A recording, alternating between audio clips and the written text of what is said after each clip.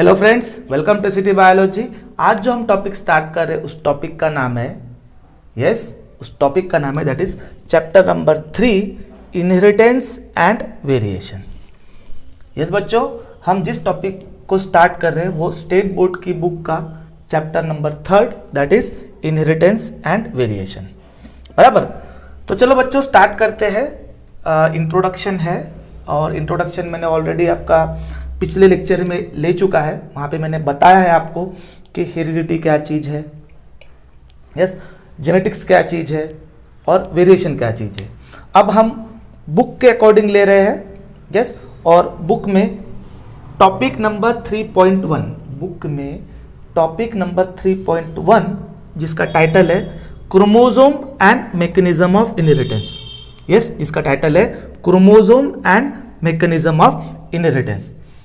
तो चलो देखते हैं बच्चों कि उस chromosome and mechanism of inheritance में किस बारे में बात की गई है। बराबर, इस टाइटल में एक्चुअली बात किस बारे में की है, चलो देखते हैं। तो वहां पर थोड़ा ध्यान देना, वहां पर एक्चुअली 2-3 बातें बोली गई है, जैसे कि जो हमने इंट्रोडक्शन में देखा था। इंट्रोडक्शन में क्या देखा था, that is the transmission,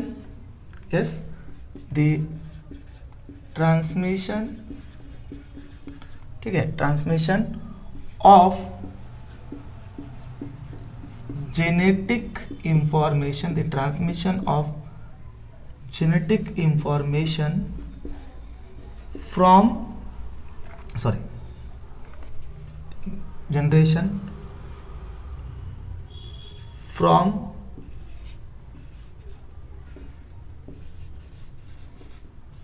generation to generation, जिसको हमने क्या बोला था, generation to generation is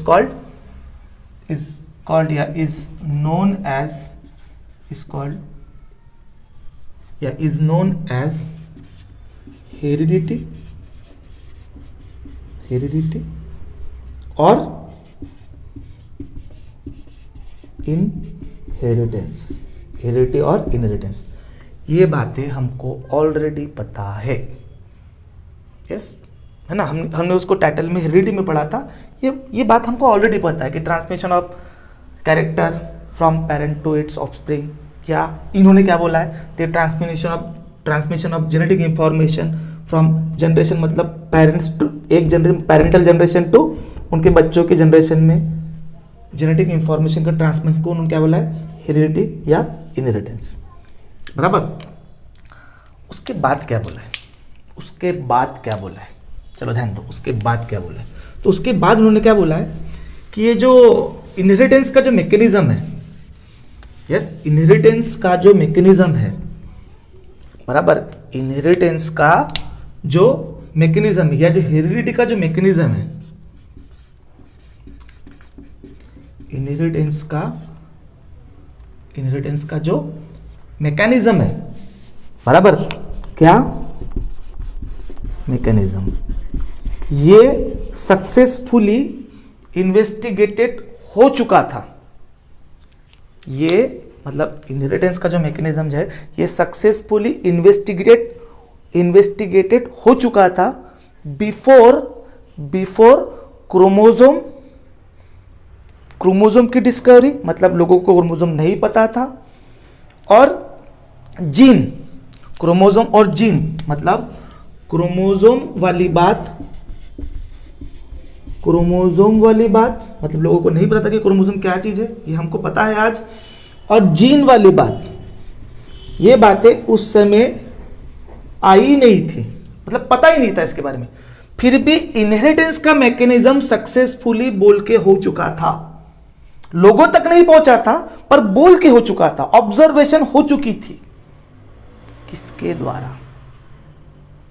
observation हो गई थी, इन्वेस्टिगेशन हो गया था कि माता पिता अगर ऐसे तो बच्चे कैसे, इसके बारे में बातें बोल के हो चुकी थी, वो भी सक्सेसफुली बोल के हो चुकी थी before the discovery of chromosome and gene और क्रोमोसोम की डिस्कवरी होने को थी। माइटोसिस नहीं पता था, मियोसिस नहीं पता था, डीएनए नहीं पता था, बराबर।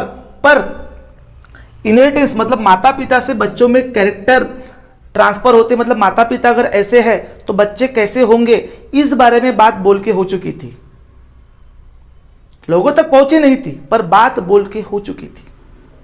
तो आपको ये सवाल आएगा कि किसके द्वारा, है ना। आपको अगला सवाल ये होगा कि ये बात किसने बोली थी। फादर ऑफ जेनेटिक्स के नाम से हम जिनको जानते हैं आज, यस, जिनको हम फादर ऑफ जेनेटिक्स के नाम से जानते हैं, और उनका नाम है ग्रेगर जॉन मेंडल। यस, तो चलो अब इनके बारे में जानते हैं, बराबर। मतलब मैं क्या बोल रहा हूँ, जो इनहेरिटेंस का जो मैकेनिज्म है, मैं ये नहीं बोल रहा हूँ कि सारे कैरेक्टर के इनहेरिटेंस की बात के बारे में, पर एक जनरल अगर बात बोलते तो सबसे पहली बार और करेक्ट तरीके से ग्रेगर जॉन मेंडल ने बोली थी ये बात। यस, ग्रेगर जॉन मेंडल, जिनको आज हम फादर ऑफ जेनेटिक्स के नाम से जानते हैं, ग्रेगर जॉन मेंडल। ठीक है, जिनका जन्म 22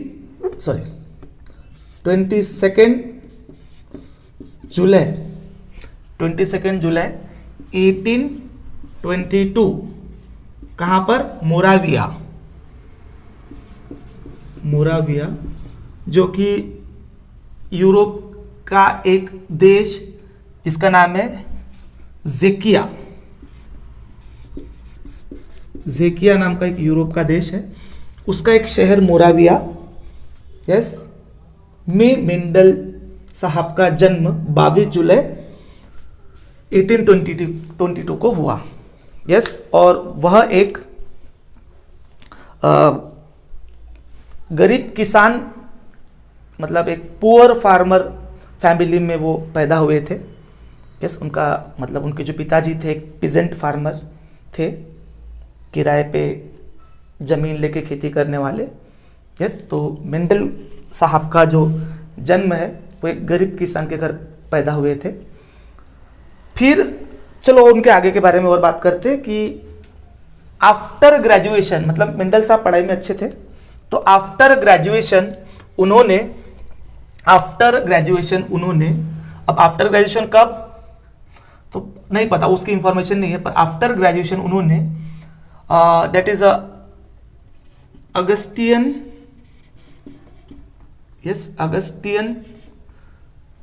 अगस्टियन चर्च में या मोनेस्ट्री में, यस, अगस्टियन मोनेस्ट्री में, ठीक है, अगस्टियन मोनेस्ट्री में। अब ये मोनेस्ट्री मतलब होता है जिन्होंने एज अ प्रिस्ट ज्वाइन किया। यस, एज अ प्रिस्ट उन्होंने ज्वाइन किया वहां पे। वो प्रिस्ट बोले तो वो चर्च में जो फादर लोग होते हैं ना, वो अगस्टियन मोनेस्ट्री में एज अ प्रिस्ट उन्होंने ज्वाइन किया आफ्टर ग्रेजुएशन के बाद। किन्होंने, ग्रेगर जॉन मेंडल ने। यस, और फिर उनको वहां से, उस अगस्टियन मोनेस्ट्री से उनको आगे की पढ़ाई के लिए, यस, फर्दर हायर स्टडी के लिए उनको भेजा गया विनिया में। यस, विनिया में उनको आगे की पढ़ाई के लिए उनको विनिया में भेजा गया। यस, जैसे कि फिजिक्स सब्जेक्ट के लिए फिजिक्स, बराबर, मैथमेटिक्स और नेचुरल साइंस की स्टडी के लिए उनको फर्दर उनको आगे भेजा गया। यस, विनिया में। और वहाँ से उन्होंने मतलब इस शहर से इन सब की स्टडी, नेचुरल साइंस की स्टडी करने के बाद वो फिर से अगस्टियन मोनेस्ट्री में आए और एज अ प्रीस्ट और टीचर का काम करने लगे। यस, एज अ प्रीस्ट और टीचर का काम फिर से वो करने लगे, बराबर। और अब उनको नेचुरल साइंस का नॉलेज था, है, फार्मर के बेटे थे, तो उन्होंने चर्च के बाजू में जो जगह थी, और बहुत ज़्यादा बड़ी जगह नहीं थी, 70x7 मीटर का ये एक रेक्टेंगुलर प्लॉट था, वहां पर उन्होंने अपना फेमस हाइब्रिडाइजेशन एक्सपेरिमेंट स्टार्ट किया। कब? 1856 में उन्होंने अपना फेमस हाइब्रिडाइजेशन एक्सपेरिमेंट, जिसके बारे में हम लोग जानेंगे, 1856 में उन्होंने अपना फेमस, जिनसे वो आज जाने जाते हैं, वो एक्सपेरिमेंट पायसम सतावयम पे, मतलब गार्डन पी पे उन्होंने उस चर्च के बाजू की 70 बाय 7 मीटर की जो रेक्टेंगुलर प्लॉट था उसमें वो एक्सपेरिमेंट स्टार्ट किया। और उसके बाद अब उन्होंने एक्सपेरिमेंट कैसे किया, पी को ही क्यों सिलेक्ट किया, इस पे हम लोग बात करेंगे। हम पहले ओवरऑल उनके बारे में जान लेते हैं। यस, तो 1856 में उन्होंने वो एक्सपेरिमेंट स्टार्ट किया। यस, चर्च की वो जो बाजू की जो खाली जगह थी उसमें, बराबर। और उनका जो एक्सपेरिमेंट मटेरियल था वो गार्डन पी, पायसम सतावयम। यस, और उन्होंने 1865 में यस अपने वर्क का जो उन्होंने एक्सपेरिमेंट किया, यस 1856 में स्टार्ट किया, तो 1865 में जो उन्होंने वर्क किया उसको उन्होंने पब्लिश किया। यस, मतलब उसको टाइटल दिया, और 1866 में उस जर्नल को उन्होंने पब्लिश भी किया। 1866 में उस जर्नल को उन्होंने उस जो उन्होंने एक्सपेरिमेंट किया उस चीज को उन्होंने पब्लिश किया।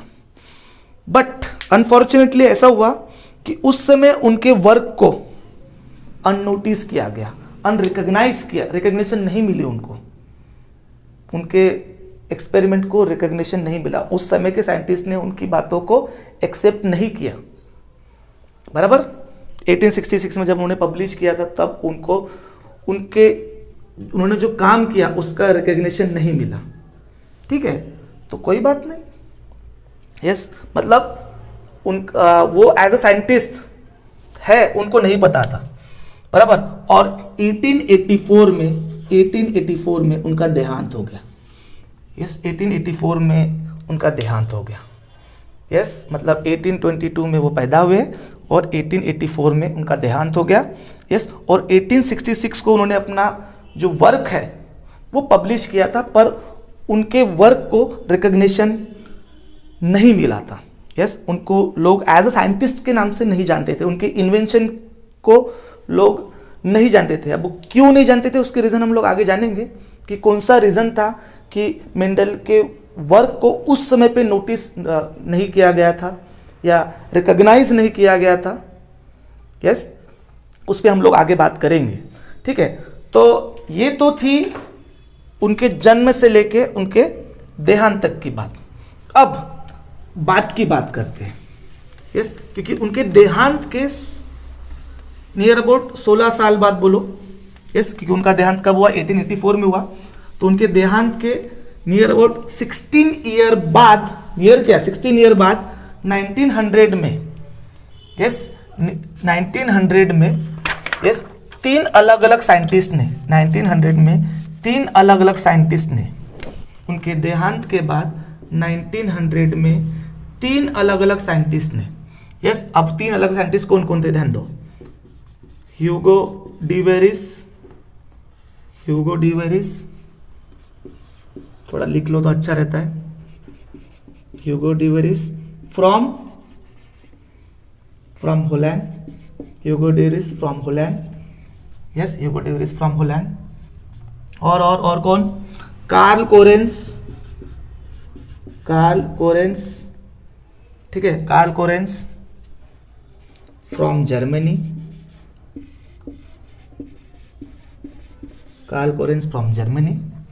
और दैट इज इरिक टी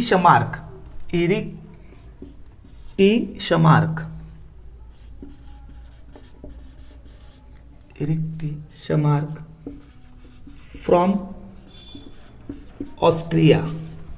ठीक है, Hugo de Vries from Holland, Carl Correns from Germany और Erich Tschermak from Austria. ये 3 साइंटिस्ट ने मेंडल के वर्क को इंडिपेंडेंटली मतलब क्या बोलते हैं उसको स्टडी किया, इंडिपेंडेंटली उनके वर्क को क्या किया, स्टडी किया। और कार्ल कोरेंस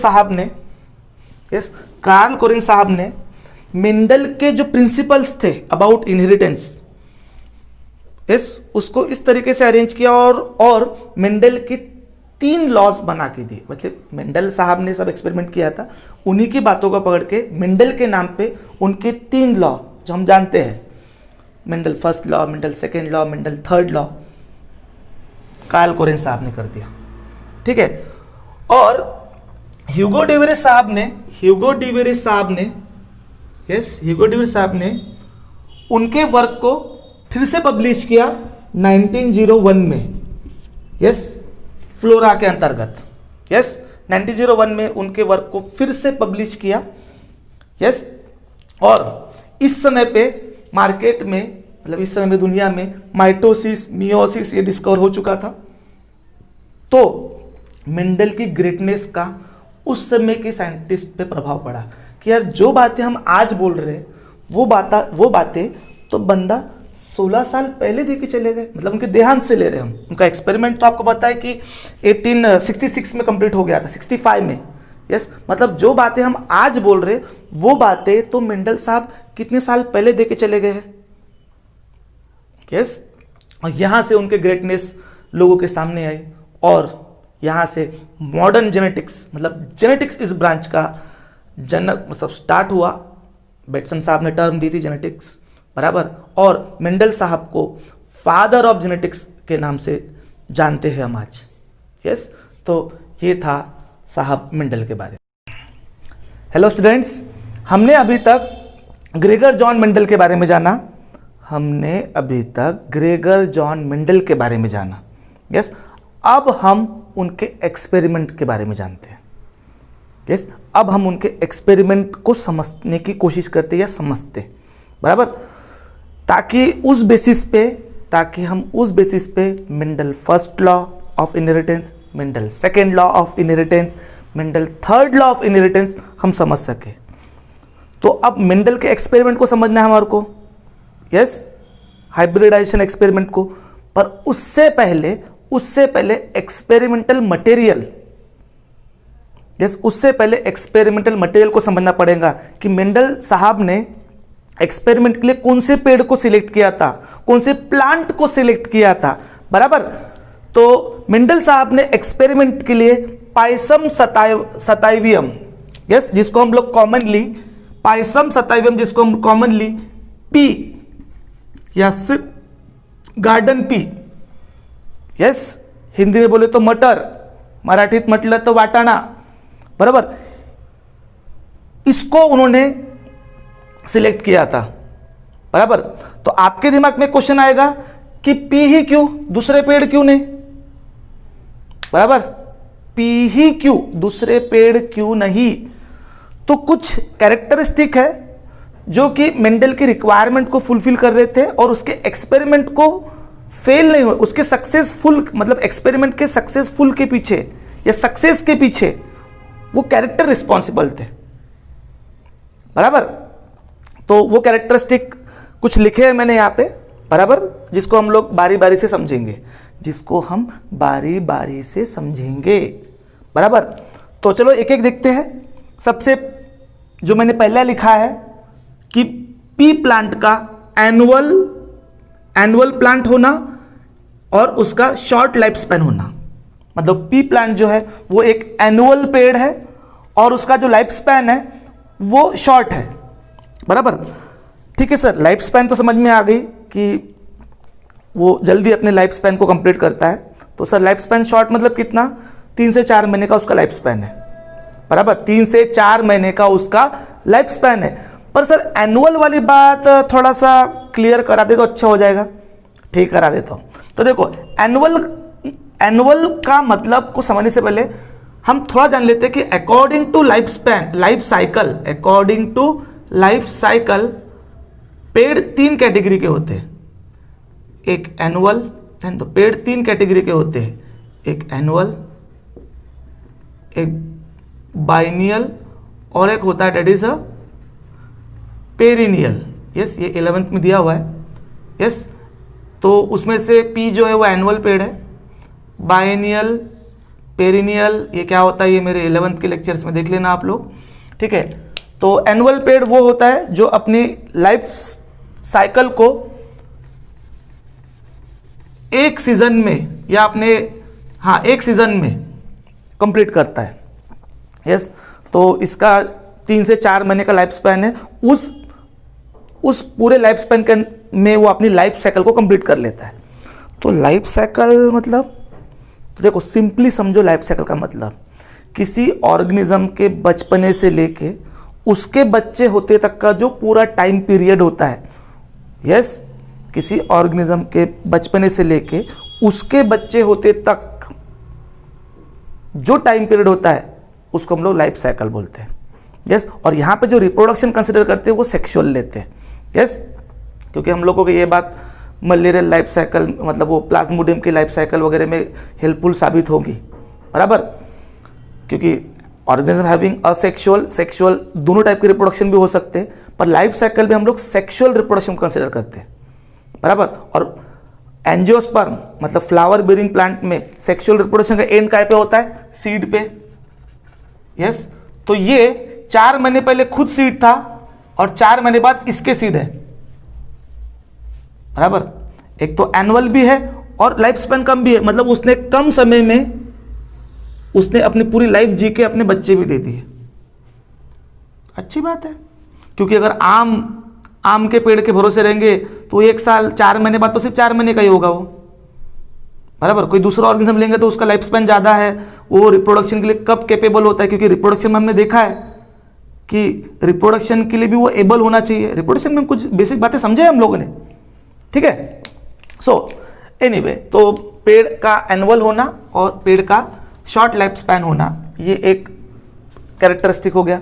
फिर पेड़ कैसा है? स्मॉल और हर्बेशियस। स्मॉल और हर्बेशियस सर किससे क्या फायदा मिल रहा है सर पेड़ का स्मॉल और हर्बेशियस होने से? मेंडल के पास जगह कम थी, उसका प्लॉट सिर्फ 70 × 7 मीटर का तो प्लॉट था, बराबर। तो उतनी जगह में कौन से आम का बगीचा या जाम का बगीचा थोड़ी बन जाने वाला था। तो जगह कम पर प्लांट ज़्यादा आनी चाहिए, तो छोटा पेड़ है तो ऑब्वियसली हर्बेशियस पेड़ है, छोटे पेड़ है।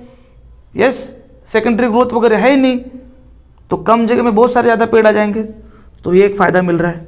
फिर तीसरी बात क्या बोली, देखो कि तीसरी मतलब तीसरे नंबर पे जो हमने लिखी है, पहला दूसरा ऐसा कुछ नहीं, हम किसी को भी पहले किसी को बाद भी पढ़ सकते हैं, इसका कोई ये नहीं है, कैरेक्टरिस्टिक समझ रहे, ठीक है।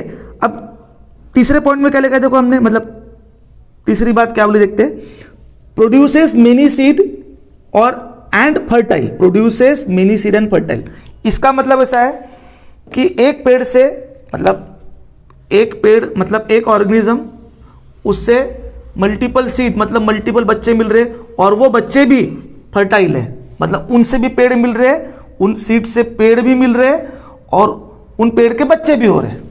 मतलब जैसे कोई अगर मदर प्लांट बॉडी है तो इसके सीड भी आ रहे हैं बहुत सारे, और इन सीड से पेड़ भी आ रहे हैं और उनसे उनके सीड भी आ रहे हैं।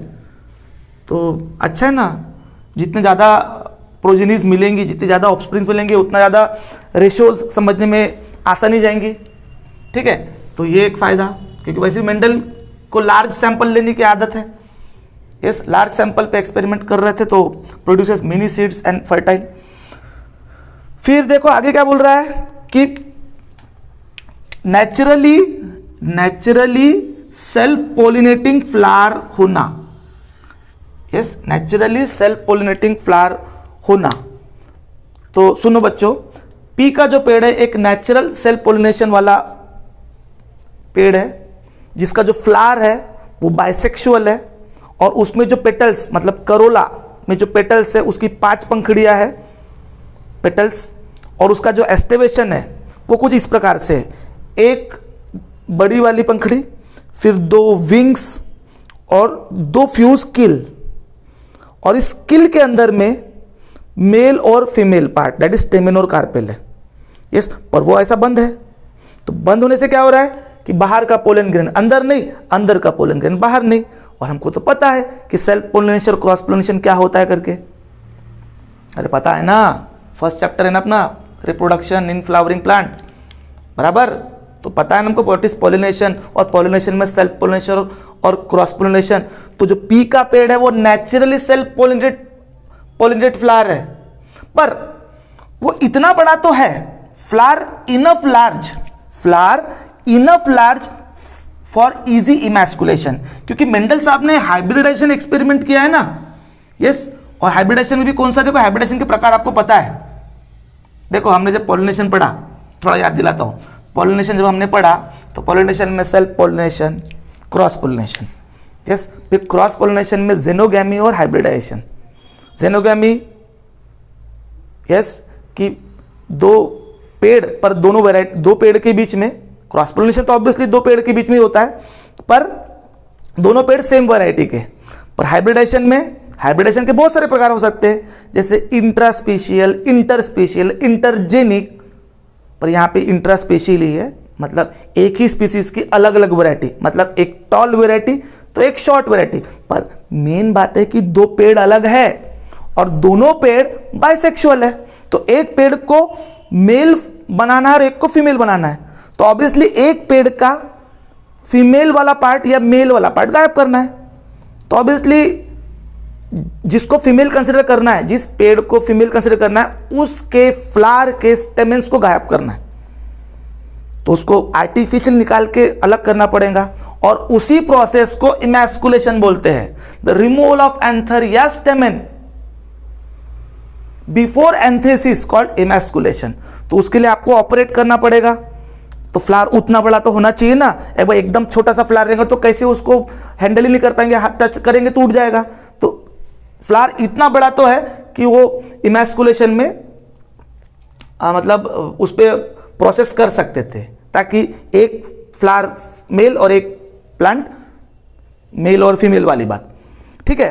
फिर पी में कॉन्ट्रास्टिंग कैरेक्टर होना। भैया जब आप एक्सपेरिमेंट क्रॉस कर रहे हो तो ऑब्वियसली एक पेड़ अलग वैरायटी का ले रहे हो, दूसरा पेड़ अलग वैरायटी का ले रहे हो, बराबर। तो अगर हाइट की बात करें तो हाइट में जैसे कि एक पेड़ का टॉल होना, एक पेड़ का शॉर्ट होना, तो इस हाइट कैरेक्टर के कॉन्ट्रास्ट फॉर्म हो गए, टॉल और शॉर्ट। तो ऐसे 7 कॉन्ट्रास्टिंग कैरेक्टर्स है पी में, ऐसे 7 कॉन्ट्रास्टिंग कैरेक्टर है पी में, जो कि यहां दिए गए। यस, जैसे कि शेप ऑफ सीड, तो उसमें राउंड और रिंकल, जिसमें कि ये इतने जो लिखे इधर साइड में जो लिखे हैं ना कैरेक्टर, ये यस कॉन्ट्रास्ट कैरेक्टर में, बराबर। इधर वाले डोमिनेंट है, ये डोमिनेंट है और ये रिसेसिव है। अब डोमिनेंट क्या होता है, रिसेसिव क्या होता है, हमको आगे समझ में आने वाला है। डोमिनेंट क्या होता है, रिसेसिव क्या होता है, ये हमको आगे समझ में आने वाला है। यस, तो शेप ऑफ सीड जिसमें कि राउंड और रिंकल, कलर ऑफ सीड जिसमें कि येलो और ग्रीन, राउंड रिंकल तो समझता हूँ कि पूरा गोल और थोड़ा सा सीड में रिंकल्स है, बराबर। Colour of seed yellow green. Pod shape मतलब मटर की जो फली है उसका शेप, एक तो इम्प्लांटेड, दूसरा कॉन्स्ट्रिक्टेड। तो इम्प्लांटेड मतलब बिल्कुल स्मूथ, और कॉन्स्ट्रिक्टेड मतलब उसमें बाहर से ही समझ में आ रहा है कि सीड्स अलग अलग दिख रहे हैं, मतलब सीड दिख नहीं रहे पर वो उसका जो छिलका है उस पर ऐसे उभार है, that is constricted. Pod colour green yellow, flower colour purple white. Flower position, yes, तो ये फ्लावर पोजीशन अगर आपने 11th पढ़ा तो आपको पता होना चाहिए, नहीं पढ़ा तो चलो ध्यान दो। फ्लावर की पोजीशन उन्होंने एक्साइल और टर्मिनल बोला है। यस, तो जैसे देखो ये स्टेम और ये उसकी ब्रांच, यस, ये स्टेम या उसकी ब्रांच, बराबर। तो अगर फ्लावर टर्मिनल है तो स्टेम या स्टेम की ब्रांच पे वो टिप पे प्रोड्यूस होगा, अगर टर्मिनल है तो वो टिप पे प्रोड्यूस होगा, स्टेम या स्टेम की ब्रांच की टिप पे। और अगर एक्साइल है तो स्टेम या स्टेम की ब्रांच के वो इस टाइप के, ये स्टेम ये उसकी ब्रांच, तो ये इस टाइप से प्रोड्यूस हो रहा है, ठीक है। तो इस टाइप के फ्लावर को हम लोग क्या बोलते हैं, दैट इज एक्साइल। ये सॉरी, इस टाइप के इसको एक्साइल बोलते हैं, इसको टर्मिनल। सॉरी, ये एक्साइल और ये टर्मिनल, ठीक है, ये टर्मिनल और ये एक्साइल, ठीक है। ये एक्साइल, तो एक्साइल वाला यहाँ पे डोमिनेंट है और टर्मिनल वहाँ पे कैसा है, रिसेसिव है, ठीक है। स्टेम या स्टेम की ब्रांच, ये स्टेम उसकी ब्रांच तो भी स्टेम है, तो उसके टिप पे प्रोड्यूस हो रहे हैं तो वो टर्मिनल, और स्टेम या उसकी ब्रांच के जो एक्साइल पोजीशन पे जो प्रोड्यूस हो रहे हैं दैट इज एक्साइल फ्लावर। तो यहाँ पे एक्साइल वाला डोमिनेंट है, यस, और टर्मिनल वाला कैसा है, रिसेसिव है। फिर हाइट में तो आपको पता है कि टॉल और शॉर्ट, बराबर। तो टॉल, उसमें टॉल प्लांट जो है वो डोमिनेंट है और ड्वार्फ जो है वो रिसेसिव है, ठीक है। फिर ये हो गया आपका कॉन्ट्रास्टिंग कैरेक्टर, सातों ले भी लिए हमने एक बार। लास्ट है that is no intermediate character. No intermediate character मतलब कि अगर मैंने शेप ऑफ सीट की बात किया, मतलब अगर मैंने शेप ऑफ सीट की बात किया तो एक तो सीट राउंड रहेगा या तो रिंकल रहेगा। मतलब आप फिर कॉम्बिनेशन कुछ भी लो, दोनों पेड़ राउंड लो, दोनों पेड़ रिंकल लो, यस, या दोनों पेड़ एक राउंड और रिंकल लो, पर जो उनके जो बच्चे आएंगे वो एक तो राउंड सीट के रहेंगे या तो रिंकल के रहेंगे, बीच वाली ऐसी कोई कंडीशन नहीं रहेंगी। मतलब एक सीट एक समय पे एक तो राउंड रहेगा या तो रिंकल रहेगा, यस, कोई तीसरी कंडीशन नहीं है, इंटरमीडिएट बात नहीं है, बराबर। मतलब अगर फ्लावर कलर की बात कर रहे हैं तो एक तो पर्पल फ्लावर रहेगा या तो व्हाइट रहेगा। ऐसा नहीं कि ऐसा नहीं कि एक पेड़ अगर रेड फ्लावर का है दूसरा व्हाइट का है, क्रॉस किए तो पिंक फ्लावर आ रहे, ऐसा नहीं। इसको इनकम्प्लीट डोमिनेंस बोलते हैं, जो कि हमको है, पर यहां पे ऐसी कोई बात नहीं, यहां पर ऐसी कोई बात ही नहीं है। उसके पीछे रीजन, उस बात के पीछे के रीजन है जो कि हमको समझते समझेंगे, बराबर, जो कि हमको आगे जैसे जैसे हमारे टॉपिक क्लियर होते जाएंगे हमको वो बातें समझेंगी, बराबर। तो ये था मेंडल का एक्सपेरिमेंटल मटेरियल। अब हम आगे देखेंगे मेंडल के एक्सपेरिमेंट की प्रोसीजर, एक जनरल वाली, फिर उसके बाद monohybrid cross, dihybrid cross, step by step आगे बढ़ेंगे, और फिर उसके बाद जानेंगे रीजन ऑफ सक्सेस, मतलब मेंडल क्यों सक्सेसफुल था, और फिर क्या ड्रॉबैक्स थे वो उस पर भी बात करेंगे हम लोग, या क्या लिमिटेशंस थे उस पर भी हम लोग बात करेंगे, ठीक है। अभी तक हमने ग्रेगर जॉन मेंडल के बारे में और उनके एक्सपेरिमेंटल मटेरियल के बारे में जाना, यस। अब हम उनके एक्सपेरिमेंट की प्रोसीजर को समझेंगे। अब हम उनकी एक्सपेरिमेंट की प्रोसीजर को समझेंगे, जो कि सेम रहेंगी, ध्यान दो, जो कि सेम रहेंगी मोनोहाइब्रिड क्रॉस के लिए, ध्यान दो, मोनोहाइब्रिड क्रॉस के लिए, डाइहाइब्रिड क्रॉस के लिए सेम रहेंगी, इवन ट्राइहाइब्रिड भी, पर हमको ट्राइहाइब्रिड दिया ही नहीं है। तो मेंडल के मोनोहाइब्रिड क्रॉस और डाइहाइब्रिड क्रॉस की जो प्रोसीजर है वो सेम है, बराबर। और मोनोहाइब्रिड क्रॉस से हमको जो कंक्लूजन्स मिलेंगे, मतलब उसको स्टडी करने के बाद हमको मेंडल साहब के दो लॉ समझ में आएंगे। That is first law, that is law of dominance, law of dominance Mendel के मोनोहाइब्रिड क्रॉस से जो चीज हमको समझेंगी, और that is second law, that is law of segregation, ठीक है। और मेंडल साहब के डाइहाइब्रिड क्रॉस से समझेगा हमको, that is third law, that is a independent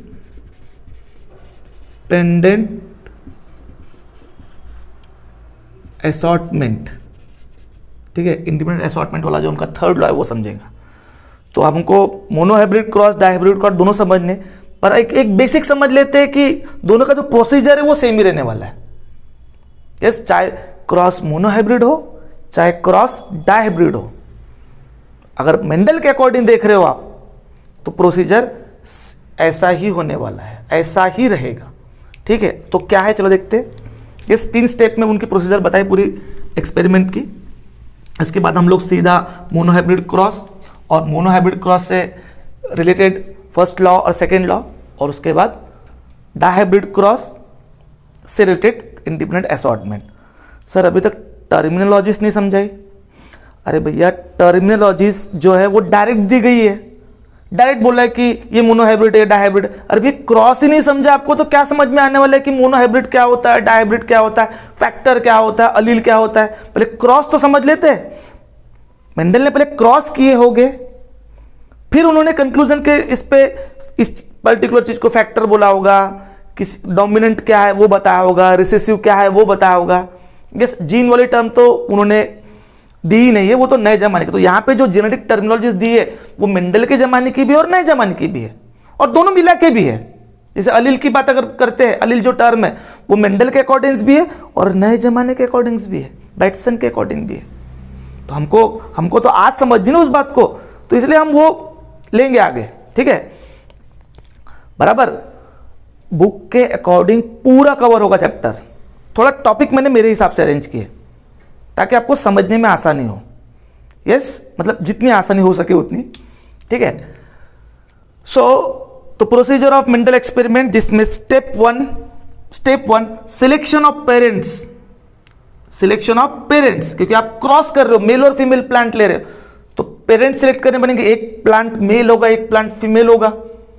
yes, पर वो कैसे होने चाहिए? वो प्योर होने चाहिए। वो कैसे होने चाहिए? प्योर होने चाहिए। कॉन्ट्रास्ट और एंगेज, बराबर। मतलब पेरेंटल जनरेशन अगर मैं फर्स्ट ले रहा हूं, P1 जनरेशन अगर ले रहा हूं मैं, तो एक पेड़ अगर मैं टॉल ले रहा हूं तो डेफिनेटली दूसरा पेड़, हमको नहीं पता कि इसको मैंने मेल लिया है कि फीमेल लिया है, पर एक पेड़ अगर मैं टॉल ले रहा हूं तो डेफिनेटली दूसरा पेड़ क्या है? डॉर्फ है। That is contrast. पर पहली बात प्योर, मतलब वो टॉल ऐसा ही होना चाहिए, ऐसा नहीं चलेगा। आपको पता है कि ये कंडीशन भी टॉल होती है, 10th में पढ़ा है थोड़ा सा हमने। यस, पर ऐसा टॉल नहीं चलेगा, वो प्योर टॉल होना चाहिए। यस, और डॉर्फ भी ऐसा होना चाहिए।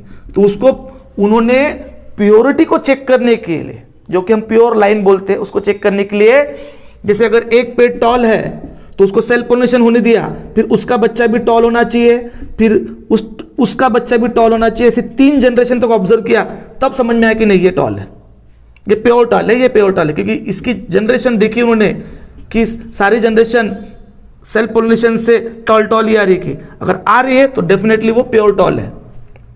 वही सेम फॉर डॉर्फ। तो उन्होंने चेक किया, मतलब उनकी जो पेरेंटल जनरेशन फर्स्ट है वो प्योर ही रहेंगी। अकॉर्डिंग टू मेंडल अगर ले रहे हैं तो प्योर ही रहेंगी, चाहे आप एग्जाम्पल कौन सा भी लो। अगर मेंडल के अकॉर्डिंग आप कर रहे हो तो वो प्योर ही रहेंगी। यस, प्योर ही रहेंगी, प्योर। अगर ये हाइट की बात है तो ये भी हाइट की बात है, ये कलर की बात है तो ये भी कलर की बात है। यस, मतलब ऑब्वियसली इसमें से एक मेल होगा, एक फीमेल होगा, बराबर क्या? यस, हाँ, तुम एक साथ में 2 कंसिडर कर सकते हो, जैसे कि shape of seed, colour of seed, वो ठीक है। पर प्योर, बराबर। टॉल तो उसका कॉन्ट्रास्ट, डॉर्फ तो उसका कॉन्ट्रास्ट, ऐसा ही होगा। स्टेप 1, ठीक है। फिर स्टेप 2 क्या बोलता है? उनके बीच में आर्टिफिशियल क्रॉस करो।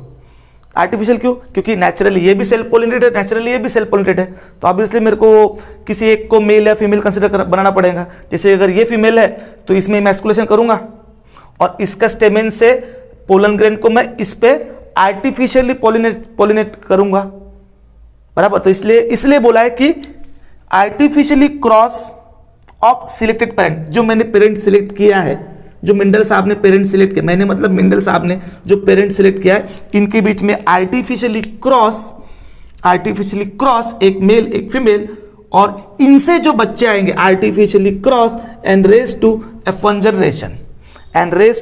जनरेशन, मतलब इनका जो प्रोजेनी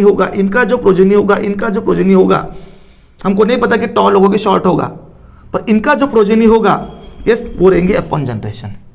यस, तो ऑब्वियसली इनका जो प्रोजेनी होगा वो इस कॉम्बिनेशन का होगा, क्योंकि इधर से एक कैपिटल टी मिलेगा, इधर से एक स्मॉल टी मिलेगा, तो ये कॉम्बिनेशन होगा। यस, तो F1 जनरेशन, मेरे को नहीं पता कि वो टॉल है कि शॉर्ट है, वो तो बाद में समझ में आएगा मोनोहाइब्रिड, डोमिनेंट और रिसेसिव में। पर मैं क्या बोल रहा हूं कि प्योर पेरेंट है तो उनका जो बच्चा मिलेगा वो रहेंगे F1 generation, first filial generation, जो कि ऑलवेज कैसी रहेंगी? हाइब्रिड, अब एक कैरेक्टर वाली है तो मोनोहाइब्रिड, 2 कैरेक्टर वाली है तो डाइहाइब्रिड, जैसे कि ये मोनोहाइब्रिड। वही अगर ये कंडीशन है तो डाइहाइब्रिड। अंडरस्टैंड? समझे क्या? तो ये हो गया मोनोहाइब्रिड, मतलब F1 जनरेशन हाइब्रिड होगी। That is artificial cross of selected parent to raise F1 generation. This one is F1 generation. कितने बच्चे मिले हमको नहीं पता, देख लेंगे बाद में, ठीक है। और F1 जनरेशन ऑलवेज कैसे रहेंगी? हाइब्रिड रहेंगी, ऑलवेज कैसे रहेंगी? हाइब्रिड। अब ये जो पेड़ है ये भी नेचुरली सेल्फ पोलिनेटेड है, ये जो पेड़ है ये भी नेचुरल सेल्फ पोलिनेटेड है, तो अब इसको पेरेंट कंसिडर करेंगे तो वो जाएंगे हमारी P2 generation, parental generation second. जिसमें कि ये पेड़ का स्टेमेन वो भी ऐसा ही है और उस पेड़ का कार्पेल जो कि वो भी वैसा ही है, जेनेटिकली सिमिलर रहेंगे ना। मैं एक ही पेड़ के मेल और फीमेल पार्ट की बात, एक ही फ्लावर के मेल और, क्योंकि P2 जनरेशन जो रहेंगी वो सेल्फ पोलिनेशन। देखो third step selfing of F1 hybrid, तो ये आपका F1 हाइब्रिड है, इसकी सेल्फिंग, तो मैंने ये जो कैपिटल T स्मॉल टी दे रहा हूं, ये उसी फ्लावर का स्टेमेन और ये उसी फ्लावर का कार्पेल, या ये उसी फ्लावर का कार्पेल तो ये उसी फ्लावर का स्टेमेन, ये सेल्फिंग वाली बात है। फिर इनसे जो बच्चे आएंगे, इनसे जो बच्चे रहेंगे वो रहेंगी F2 जनरेशन, इनसे जो बच्चे आएंगे वो रहेंगी F2 जनरेशन। अब वो क्या रहेंगी वो हमको नहीं पता, इनके जो बच्चे रहेंगे वो रहेंगी F2 जनरेशन, जिसको हम इवेलुएट करते हैं, जो हमने 3:1, 1:2:1 जो बोले ना, वो F2 जनरेशन की बात की थी हमने। और F2 जनरेशन F1 हाइब्रिड के सेल्फिंग से मिलती है और F1 जनरेशन इनकी क्रॉसिंग से मिलती है। इस बात को ध्यान में रखना। सेम बात मोनोहाइब्रिड के लिए भी होंगी, सेम बात डायहाइब्रिड के लिए भी होंगी, सेम बात मोनोहाइब्रिड के लिए होंगी, सेम बात डायहाइब्रिड के लिए होंगी। यस यस और नो बच्चों? तो चलो देखते हैं अब मेंडल का मोनोहाइब्रिड क्रॉस। यस मैंने आपको प्रोसीजर बताया, इसलिए मैंने यहां पे कुछ भी नहीं लिखा, मेरे को नहीं पता कि क्या रेशो मिला करके।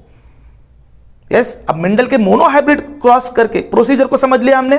अब मेंडल का मोनोहाइब्रिड देखते कोई एक आधा एग्जांपल लेके, पी का टॉल शॉर्ट वाला एग्जांपल लेके, या आपका येलो ग्रीन वाला एग्जांपल लेके, या राउंड रिंकल वाला एग्जांपल लेके, पर ज़्यादातर केसेस में हम लोग वो टॉल शॉर्ट वाला एग्जांपल ले लेते हैं, हाइट वाला। तो उससे अब कंक्लूजन्स आएंगे। यस उससे कंक्लूजन आएंगे कि अलील क्या चीज़ है, फैक्टर क्या चीज़ है, डोमिनेंट क्या चीज़ है, रिसेसिव क्या चीज़ है, ये सब बातें। तो चलो अब स्टार्ट करते हैं मेंडल का monohybrid cross. Understand? Procedure same, procedure same, चाहे वो मोनोहाइब्रिड हो या डायहाइब्रिड हो, चाहे वो पी प्लांट हो या कोई दूसरा ऑर्गेनिज्म हो। अगर अकॉर्डिंग टू मेंडल ले रहे हो तो प्रोसीजर सेम ही रहेंगी। To select pure and contrast, F1 जो रहेंगी हाइब्रिड, तो वो हाइब्रिड में मोनोहाइब्रिड या डायहाइब्रिड डिपेंड करता है कि कितने आपने कैरेक्टर कंसिडर किए, और बाद में सेल्फिंग, मतलब मेल और फीमेल सेम जेनेटिक कंटेंट वाले रहेंगे और उनसे आएंगी F2 जनरेशन। ठीक है, ये तो थी मेंडल की प्रोसीजर। यस बच्चों ये तो थी मेंडल की प्रोसीजर। और अब हम अगले क्लास में, मतलब अगले लेक्चर में मेंडल का मोनोहाइब्रिड क्रॉस और उससे रिलेटेड बातें, मेंडल का मोनोहाइब्रिड क्रॉस और उससे रिलेटेड बातें स्टार्ट करेंगे। ठीक है, तो बच्चों मिलते हैं नेक्स्ट क्लास में, यस एक नई उम्मीद के साथ। तब तक के लिए जय हिंद, जय भारत।